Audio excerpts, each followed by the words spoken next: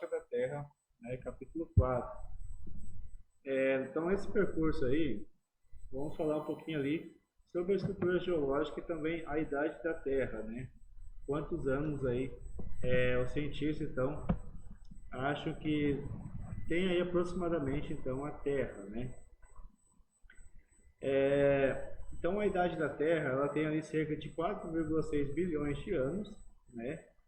E muitos cientistas acreditam, então, que a Terra tenha se formado a partir, né, de uma grande explosão, tá? Muitas teorias aí, muitas aceitas, que tem ali sido, né, surgido a partir dessa grande explosão, né, e formando então aí as galáxias, as Via Lácteas, né, e os planetas aí a partir daí, né? E como que eles sabem então, né, tem ali uma exatidão mais ou menos de quantos milhões de anos, né, bilhões de anos a Terra tem, né? Como que eles sabem disso? As no- Então, então eles usam, né, métodos, né, de datação de rochas e dos fósseis, ou seja, eles usam ali o carbono 14, né, para realizar ali o estudo então do tempo carbonáceo, né, o tempo que então foi surgida aquela rocha, né. A partir desse estudo então eles vão ali detalhar quantos anos, né, quantos anos tem aquela rocha. Então por aí é, vai saber então quantos bilhões de anos a Terra tem, tá?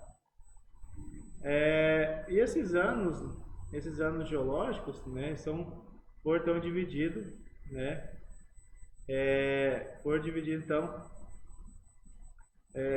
de acordo então com a escala do tempo geológico, ou seja, com o tempo geológico dele. Então foi dividido em quatro partes, né? A primeiro tempo geológico é o Eons, né? Que é o tempo geológico mais antigo, ou seja, o mais primitivo, né? Desde lá do surgimento das galáxias, né? E dos planetas. Temos as eras, né? Ou seja, as eras cenozoica, mesozoica, né? Paleozoica, onde que surgiu ali a maior parte então das vidas dos seres vivos, né? Foi ali nesse tempo geológico chamado eras. Temos os períodos, né? Os períodos de tempo e as épocas, tá? As épocas aí que é mais atual. A época então se dá ali ao tema então que seja mais próximo, né? Ou seja, é mais atual aí nos dias nossos, tá? O agrupamento dos éons, Adeano, Arqueano e Proterozoico, também são denominados de pré-cambriano, tá? Então corresponde aos maiores e os mais antigos intervalos de tempo da história geológica. Então, a época dos pré-cambriano são um tempo então mais antigo, né? Ou seja, que há então uma duração maior de tempo, né? Durante ali, onde que não existia vida, né? Ou seja, a Terra estava em formação, né? Formação geológica, né?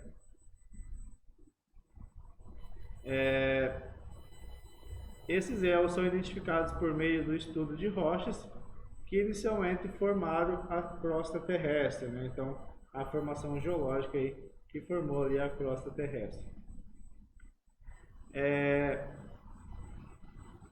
E também pelo registro fóssil de seres vivos microscópicos. Então, durante ali a era, durante o tempo histórico, tempo geológico, Éon, é o tempo então que havia ali pequenos seres ainda, né? No finalzinho já, né, desse tempo, né? Começou a surgir ali os pequenos seres que eram microscópicos. Os Éon fanerozoico, que é a palavra de origem grega que significa vida visível, é identificado por meio de estudos das rochas dos fósseis que registra aí os últimos 543 milhões de anos, aproximadamente. É quando então a vida se tornou mais abundante, com organismos, animais e vegetais maiores, mais complexos. Então ali no Eons Adeano temos os microscópicos, seres microscópicos, e já nos Eons Fanerozoico começou ali a surgir as primeiras algas, né, os primeiros seres maiores.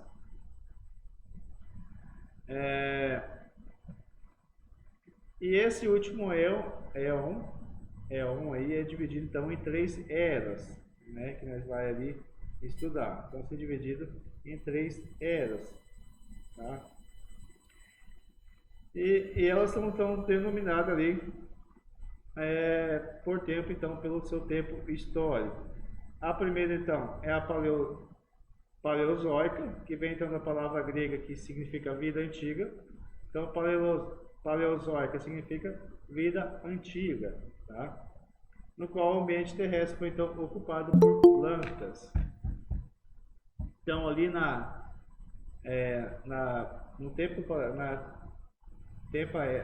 nessa primeira era, né, a Paleozoica, ela começou então a surgir ali as primeiras plantas e animais invertebrados e vertebrados, como os anfíbios.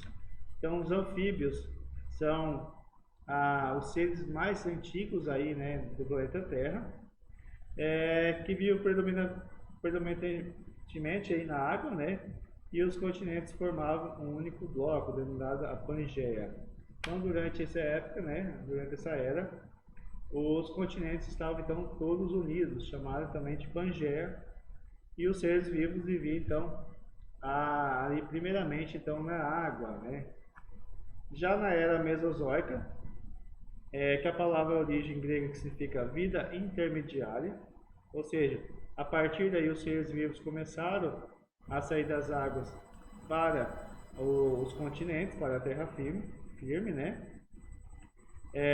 Então começou a surgir vida nas terras emersas, né, como os répteis, mamíferos, aves e também os dinossauros. Nessa era teve aí início às derivas, né, ou seja, a separação dos continentes. E na era Cenozoica, que é a palavra de origem grega que significa vida recente, o que significa então é a era mais recente, né, atual aí da nossa Terra aí, na qual se originaram as famílias atuais dos mamíferos, ou seja, começou a surgir aí os primeiros mamíferos, né, as primeiras famílias do reino aí dos mamíferos, em que ocorreu a evolução dos primatas e quando surgiram aí os hominídeos, né, ou seja, ali os primeiros seres humanos, tá?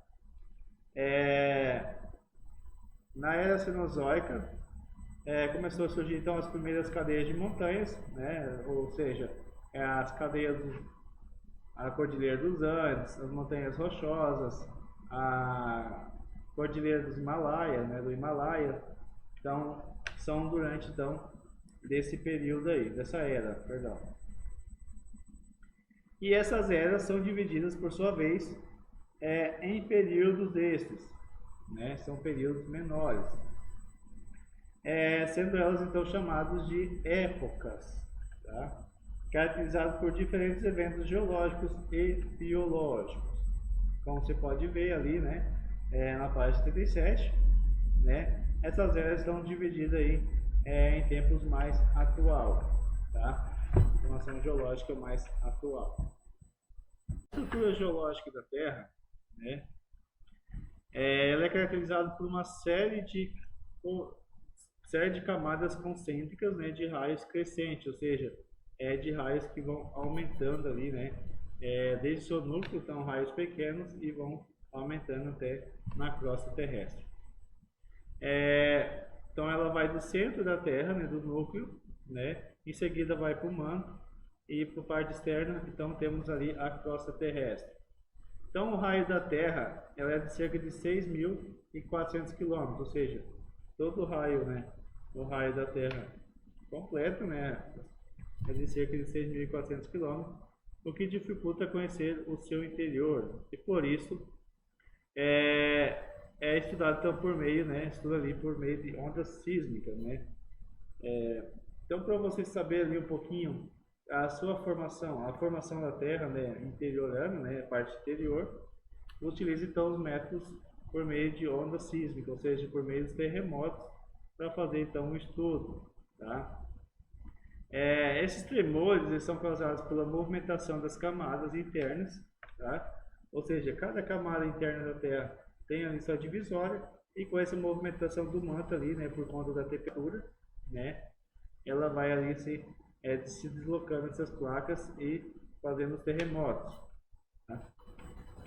Funciona como, imagina você colocar um ferro, né, um ferro ali dentro no fogo, em cima do fogo, você percebe que ele começa a se torcer. Então, é a mesma coisa que acontece com as camadas da Terra. Por conta do calor, elas vão se torcendo, né, e vão se mexendo e fazendo ali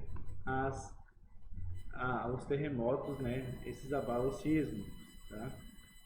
Além das camadas das terras, além dessas camadas da Terra, que é a crosta, manto e núcleo, há ainda subcamadas, ou seja, aquelas subcamadas menores e as descontinuidades, né? As descontínuas que recebem os nomes dos sismólogos que os identificaram. Então, elas foram então reformuladas ali, né? Por conta ali do estudo, do descobrimento, né? Os historiadores que foram descobrindo ali esses mantos, né? Essas subcamadas, foram então colocando aí o nome deles, né, nessas subcamadas. Ali na página 80, então, temos ali as camadas e as descontinuidades, né, dessas camadas. Na primeira imagem temos ali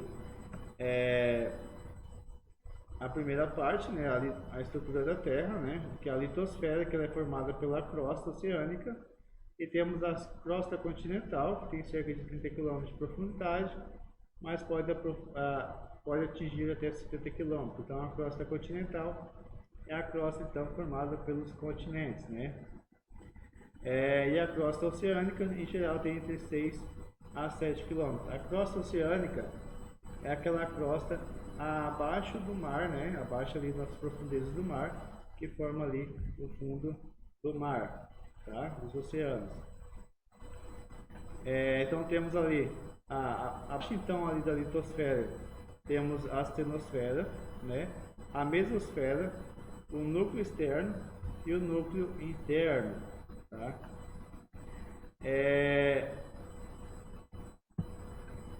E temos ali as descontinuidades, ou seja, as camadas descontínuas, né? Foi então descoberto ali por esses historiadores, né, por esses sismólogos, por esses cientistas, né, esses pesquisadores, né. Então, o manto superior ele foi então colocado como nome do seu descobridor, né, que foi o Morovitsky, né. O manto transicional foi então descoberto pelo Repetit, né. E o núcleo externo ali foi então descoberto por Gutenberg, né? E o núcleo interno pelo Lehmann, né? Então cada ali divisória, né, dessas camadas ali foi descoberto por esses cientistas aí, né? Ali embaixo então temos as astenosferas, né, que corresponde ao manto superior, a mesosfera, né, que é uma camada com densidade muito superior à das rochas da superfície terrestre, o manto superior, né, que estende desde a descontinuidade de Morovik, né, que separa a crosta do manto até cerca de 400 km de profundeza após o Morovitsky, né. Temos então o manto transicional, que é uma zona de transição, né? O manto inferior, que separa-se do manto transicional pela descontinuidade do repete. Temos o núcleo externo e o núcleo interno aí. Sobre a deriva continental e tectônica de placas. Nós vamos falar sobre ali movimento dos continentes, né? Então, os abalos sísmicos, também popularmente conhecidos como terremotos, né? São indicativos mais evidentes de que a superfície da Terra se movimenta. Então, os terremotos, quando ocorrem então os terremotos, significa então que a Terra está se movimentando, tá? Ela não está parada ali no seu núcleo interno. Já os povos da antiguidade já atribuíam esse tipo de catástrofe natural às divindades, né? Os povos antigos ali, principalmente os povos gregos, né? Eles falavam então que esses terremotos eram causados, né?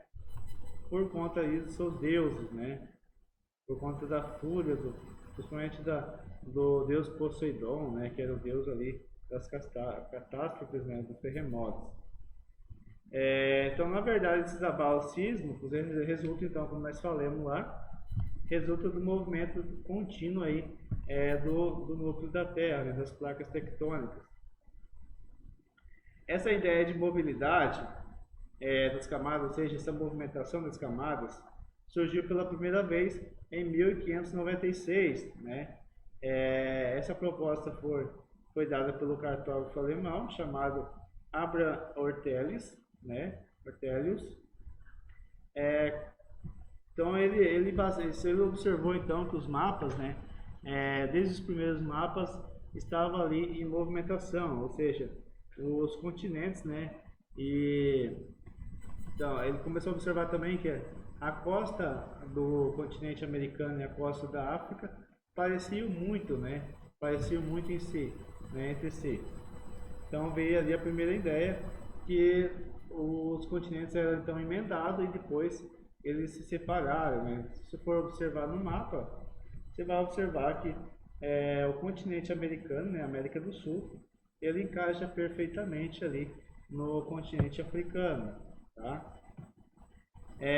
Partindo dessa mesma observação, o meteorologista alemão Alfred Lothar Wegener, né, apresentou em 1912 a semelhança entre fósseis coletados na América e na África, né? Ou seja, ele observou então que os mesmos fósseis, né, de dinossauro, fósseis de animais, eram muito idênticos, né, tanto aqui no continente americano, tanto lá no continente africano. Então, eles eram muito parecidos. O que isso significa? O que isso significa? Que os continentes estavam emendados, que os animais poderiam então estar ali atravessando facilmente de um lado para o outro, né? A partir daí então desses dois pensadores, né, esses dois cientistas, surgiu então a teoria, né, da deriva continental, né, a qual afirma que há 222 milhões de anos os continentes atualmente conhecidos ele formava um só, né? Formava um imenso oceano chamado de Pantalassa, né? Que cobria toda a Terra. De acordo com essa teoria, a primeira separação da Pangeia, né, originou dois blocos ou continentes, tá? O primeiro bloco ali foi o da Laurásia, né? E da Gondwana ao sul, que em seguida se dividido em outros continentes, tá? Ali no período Jurássico, então, ele foi então se separando, né, os continentes, e já no período Cretáceo, ele já estava praticamente quase idêntico ali à localização então dos continentes no planeta Terra. E já nos dias atuais temos aí a configuração atual, né, desses continentes. Na mesma década, pesquisadores de universidades dos Estados Unidos, né, utilizaram essa tecnologia para mapear uma cadeia, né, de montanhas, tá? Então, a mesma tecnologia utilizada na Segunda Guerra Mundial, né, vocês sabem então que a Guerra Mundial ela surgiu várias tecnologias, né, principalmente aí na área de pesquisa, né, principalmente ali para poder observar, né, ali os outros países. E essas tecnologias então foram utilizadas ali atualmente ali para descobrir as camadas de montanhas, tá? As montanhas abaixo do mar. Então descobriu que o mar, pessoal, existem várias montanhas, né? Ou seja, várias cordilheiras, algumas até mais altas, né, que o próprio Himalaia, né? A partir daí, então, criou-se então a ideia que havia então placas, ou seja, que o planeta Terra ele não estava todo emendado, né? Ou seja, que não era apenas um plano embaixo dos oceanos, mas existia ali cadeias de montanhas que dividiam o planeta Terra em placas tectônicas, né? Com o estudo então da dorsal mesoceânica, surge então a teoria das placas tectônicas, né? Ou teoria da tectônica de placas, que foi publicado em 1962 pelo geólogo estadunidense Harry Hayes, né? Então ele publicou esse estudo, né? Que descobriu então que a Terra então ela estava ali em constante mudança, né? Por conta ali das placas tectônicas. Então as placas tectônicas estão sempre ali em movimentação por conta das altas temperaturas, né? Entre 3.500 a 6.000 graus Celsius. Então esse calor do manto da Terra, né, o manto e o núcleo, né, por conta do calor do núcleo que aquece o manto e assim faz então a movimentação dessas placas aí tectônicas, né, havendo então mudanças ali, né, criando ali abalos sísmicos, né, criando outros efeitos de movimentação da Terra. Ali na página 34, então temos o tectonismo, né? Que se subdivide ali em orogênese e epilogênese, tá? O que é isso, né? Orogênese e epilogênese. Orogênese, então, ela vem da palavra grega que significa geração de montanhas, tá? Então é um processo em que as placas são pressionadas, né? Uma sobre a outra, e essas bordas continentais geram dobras continentais, ou seja, formam então essas cadeias de montanhas, tá? Que podem estar associadas ao vulcanismo e as falhas de placas, né? Ou seja, as placas ali que há uma falha. Isso ocorre numa faixa estreita, próxima aos limites das placas, né? Nos terremotos mais altos e recentes da superfície terrestre. Por isso recebe o nome de dobramento moderno ou terciário. Ou seja, esses dobramentos modernos ou terciários são os dobramentos, né, mais elevados, né, do planeta Terra, tá? Ou seja, essas altas montanhas, né, cadeias de montanhas aí. As espidogêneses é um processo em que as placas são pressionadas, né, ou seja, pressionadas uma sobre a outra, uma em frente à outra, e assim ocorre uma movimentação lenta da crosta continental ou de grande parte dela. É considerado positivo, né, quando o bloco continental se levanta, ou seja, surgimento, determinando então o recuo do mar. E negativo quando o continente perde a altitude e começa então a cair, né, ou seja, a baixar ali. Tá? Então esse processo pode criar algumas positivas quando ela se sobrepõe em cima da outra e vai erguendo, né? Criando então erguendo então o continente, ou ela pode ir para baixo, né? E acontecer de afundar então o continente ali, tá? Tem alguns surgimentos de novas falhas, né? Falhas geológicas, né? Como você pode observar, né, ali na página 85, algumas questões de placas, movimentações de placas, né? Temos a questão ali da falha de San Andrés na Califórnia, né, que é uma falha visível, né, que você pode observar ali as duas placas, tá? Existe ali também uma outra falha também que não está apresentado, que é a falha ali na África, né, no continente africano, que se acredita que está subdividindo então